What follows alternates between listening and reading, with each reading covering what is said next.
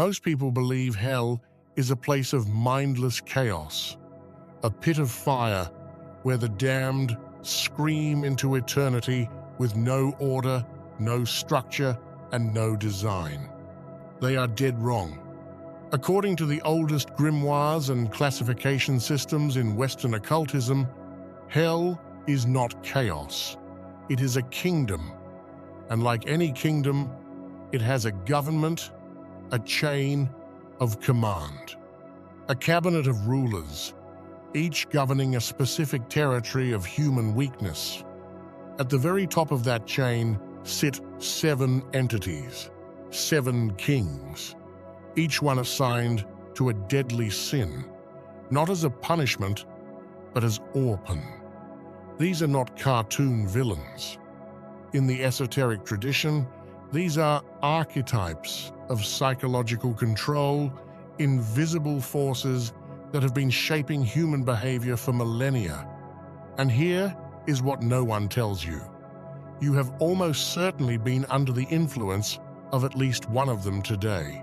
By the end of this video, you will know all 7 names, their origins in the ancient texts, the sin they weaponize, and most importantly, how each one operates in the modern world, right now, in ways you have never considered. We are going to start with the most familiar and end with the one almost nobody talks about, the king that may be the most dangerous of all. And when we reach the 5th king on this list, I'm going to show you a connection to modern technology that will fundamentally change how you see your phone, your screen, and the light you stare into every single night. Let us begin. Before we walk through the hierarchy, you need to understand where it comes from, because this is not a list someone invented on the internet. The classification of 7 demon kings mapped to the 7 deadly sins has its roots in multiple historical sources spanning centuries. The earliest structured version appears in the Lanterne of Light, an anonymous English text from around 1409 to 1410, originally written as a Lollard theological treatise. This text laid out a direct correspondence between specific demons and the capital sins. Nearly 2 centuries later, in 1589, the German bishop Peter Binsfeld published his own classification during the height of the European witch trial era. Binsfeld drew on earlier demonological traditions, but refined the system into what became the most widely referenced mapping of demons to sins in Western occultism. Alongside these, the Ars Goetia, the first book of the Lesser Key of Solomon, compiled in the 17th century from much older sources, provides detailed descriptions of 72 demons, several of whom overlap with the 7 kings. The Pseudomonarchia Daemonumbi Johann Weyer, published in 1577, offers yet another overlapping catalogue of infernal nobility. Now, here is the critical insight most people miss. The common understanding is that these 7 kings represent evil, that they are simply monsters to be feared. But the esoteric tradition tells a very different story. These entities are not random forces of destruction. They are mirrors. Each one reflects a specific failure mode of the human psyche, a precise way that human consciousness collapses under its own weight. The 7 deadly sins are not just religious categories. They are a diagnostic framework, and the 7 kings are the personification of that framework, an ancient psychological map disguised as theology. What I am about to show you is how that map applies to your life right now, today, in the modern world. Each king governs a territory you walk through every single day. And once you see the pattern, you cannot unsee it. We begin with the gatekeeper, the king who targets the most primal drive of all. Asmodeus is often the first demon encountered by anyone who opens a grimoire. In the Ars Goetia, he is listed as the 32nd spirit, a powerful king who appears with 3 heads, one of a bull, one of a man, and one of a ram, riding a dragon and carrying a lance. In Binsfeld's classification, he is the demon of lust, but his history stretches far earlier than any grimoire. Asmodeus appears in the Book of Tobit, a deuterocanonical text dating to roughly the 2nd century BCE. In that story, he becomes infatuated with a woman named Sarah and kills her 7 successive husbands on their wedding nights before they can consummate the marriage. He is eventually driven away by the archangel Raphael through the burning of a fish's heart and liver, one of the earliest recorded exorcism rituals in Judeo-Christian literature. His name likely derives from the Avastana Eshma Da'eva, a Zoroastrian demon of wrath and fury, which reveals something critical. Asmodeus was never purely about physical desire. He is about the distortion times of desire, the corruption of passion into obsession, the point where wanting something becomes needing it so desperately that it destroys everything around you. In Binsfeld's system, lust is placed at the base of the hierarchy because it targets the most fundamental human drive of the biological imperative. It is the ground floor, the entry point. Now, here is how Asmodeus operates in the modern world. He is not hiding in bedrooms, he is hiding in algorithms. Every application on your phone that is engineered to be addictive, every infinite scroll, every notification, ping, every autoplay feature is built on the same principle Asmodeus represents: the hijacking of desire, the transformation of a natural want into an artificial compulsion that you cannot stop feeding. You check your phone not because you need to, but because something in you craves the next hit of stimulation. That craving, that distortion of a natural impulse into an uncontrollable loop, is the territory of Asmodeus. He does not need to appear with 3 heads. He just needs you to keep scrolling. Unlike every other king on this list, Mammon was never a pagan god or a fallen angel with a mythological backstory. His name comes directly from the Aramaic word Mammon, which simply means money or wealth. He is the only demon king whose name is literally the thing he represents. He is not a being who governs greed, hides greed, personified. Jesus references Mammon directly in the Gospel of Matthew.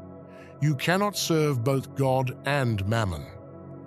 In the medieval period, theologians took this reference and personified Mammon as a full demon, the embodiment of avarice and material obsession. In Binsfeld's classification, Mammon governs the sin of greed. He does not appear in the Ars Goetia as a named spirit, which makes him unique among the 7 kings.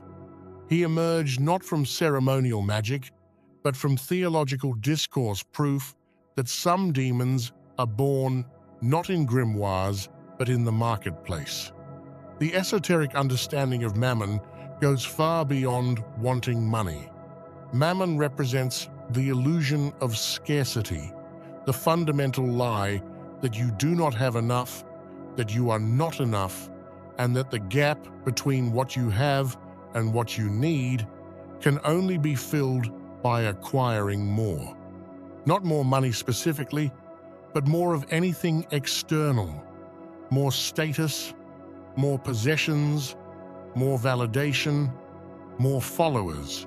In the modern world, Mammon is the engine behind consumer culture. He is the voice that tells you that your worth is measured by your net worth. He is the reason people with more money than they could spend in 10 lifetimes still feel poor. He governs the psychology of comparison, the quiet, gnawing sense that someone else has what you deserve. If Asmodeus hijacks desire, Mammon hijacks value. He convinces you that the scoreboard is the game. Beelzebub has one of the most fascinating etymological histories of any demon in the Western tradition.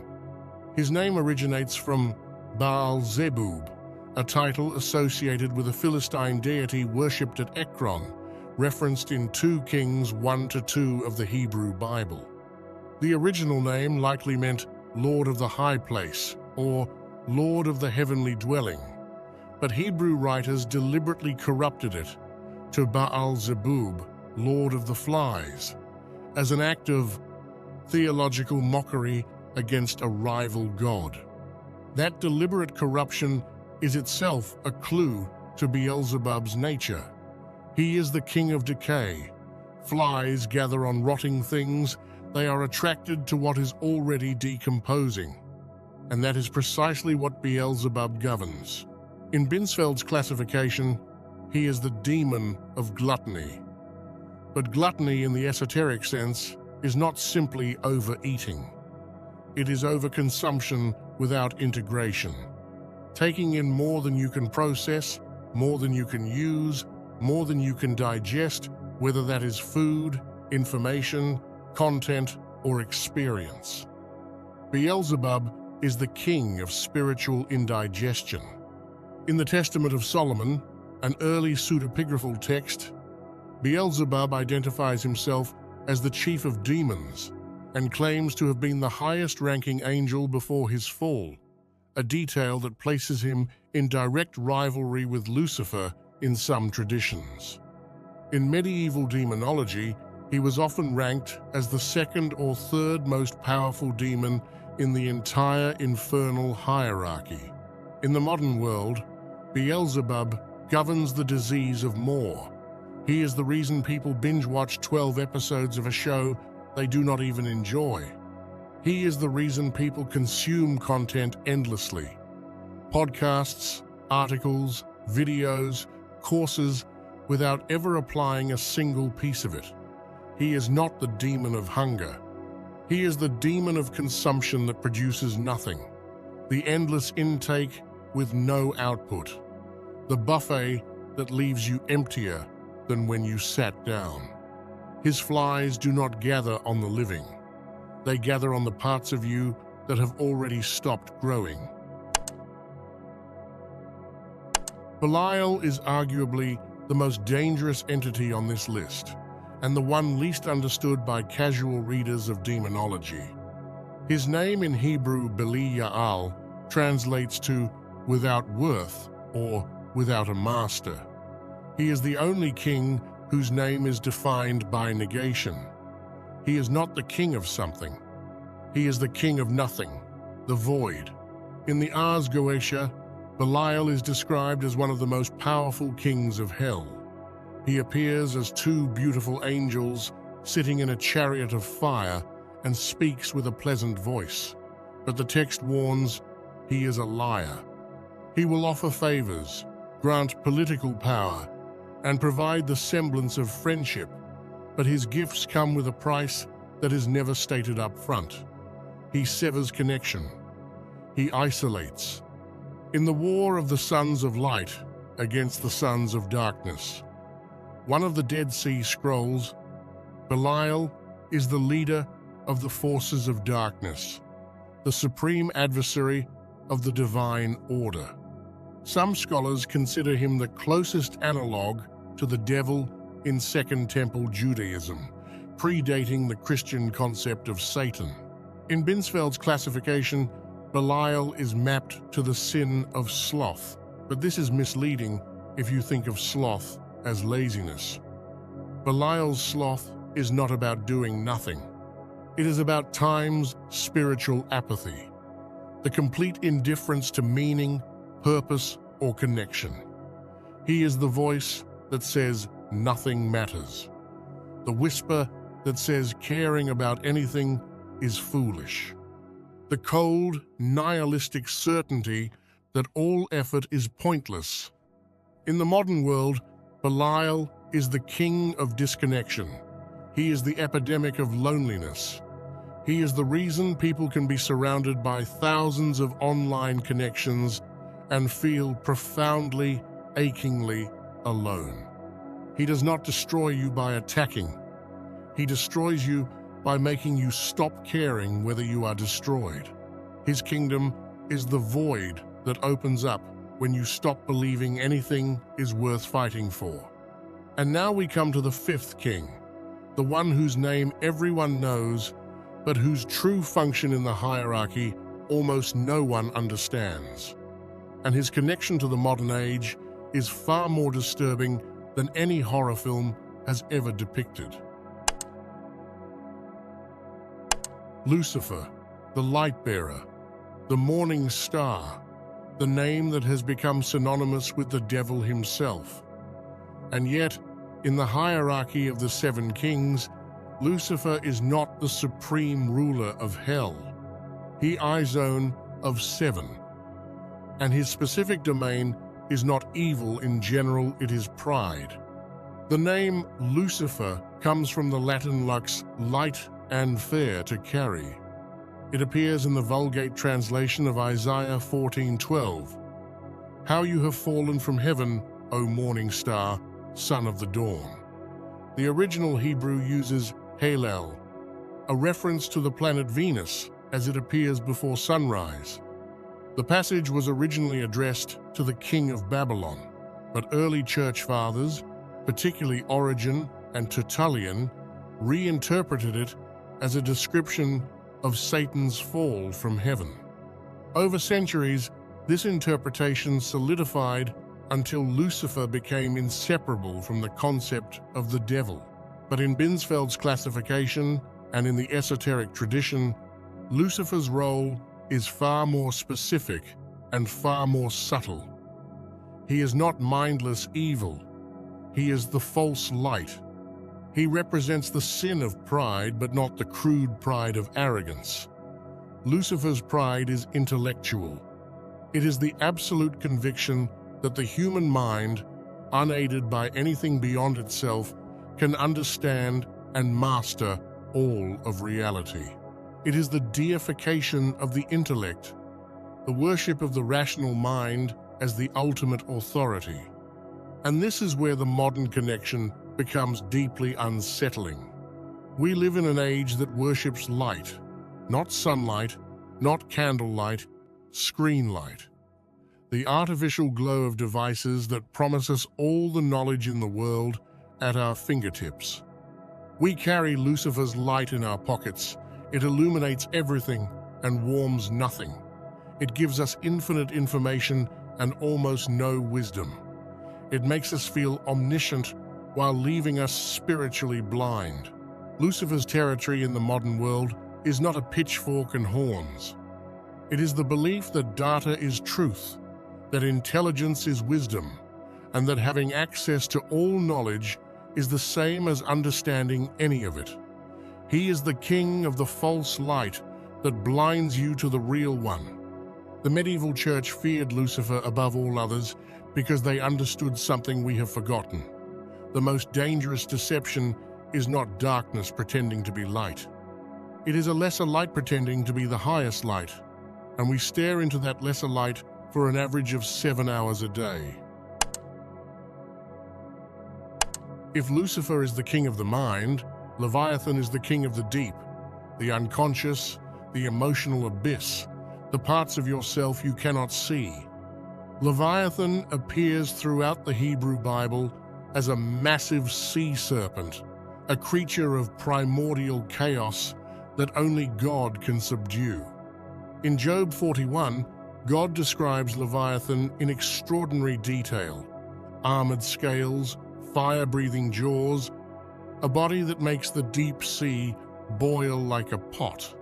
The description is less of a demon and more of a force of nature, something so vast and powerful that it operates beyond human comprehension.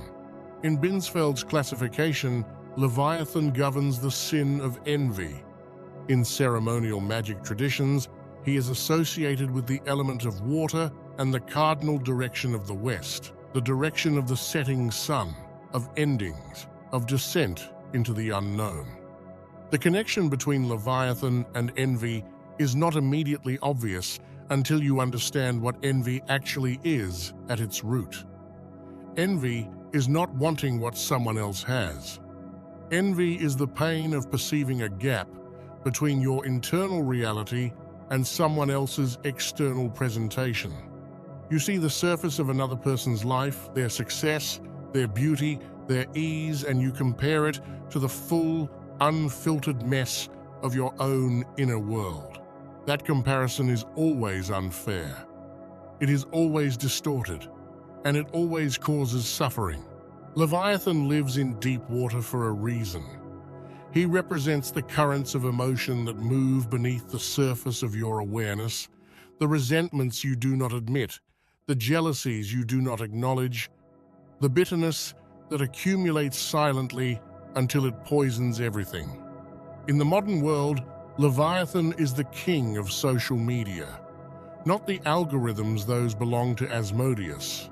Leviathan governs the emotional experience of scrolling, the quiet, corrosive comparison, the feeling of watching someone else's highlight reel while sitting alone in your ordinary life, the envy that you would never admit to anyone, including yourself. He is the most difficult king to detect because he lives underwater, below your conscious awareness. You feel his effects, the inexplicable sadness after scrolling, the bitterness toward people you have never met, the sense that everyone else received a manual for life that you were denied, but you rarely trace those feelings back to their source. Leviathan does not attack, he erodes.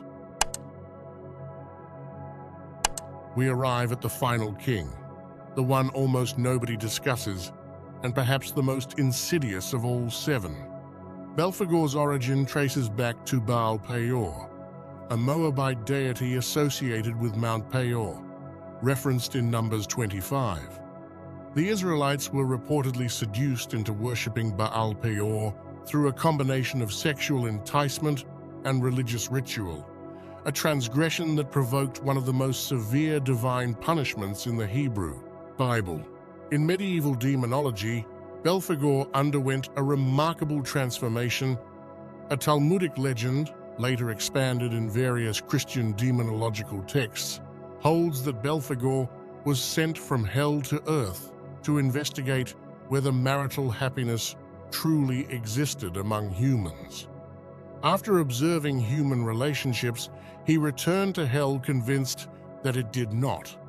This story positions Belphegor not as a raging destroyer, but as a cold, cynical observer, a demon who conquers through disillusionment rather than force. In Binsfeld's classification, Belphegor governs Sloth. But like Belial's version of Sloth, this is not about laziness in the conventional sense. Belphegor's Sloth is about shortcuts. He is traditionally depicted as the patron of inventions and discoveries, a demon who tempts humans with ingenious ways to achieve results without effort, to gain wealth without labor, to acquire mastery without discipline. He does not make you lazy. He makes you efficient in the wrong direction.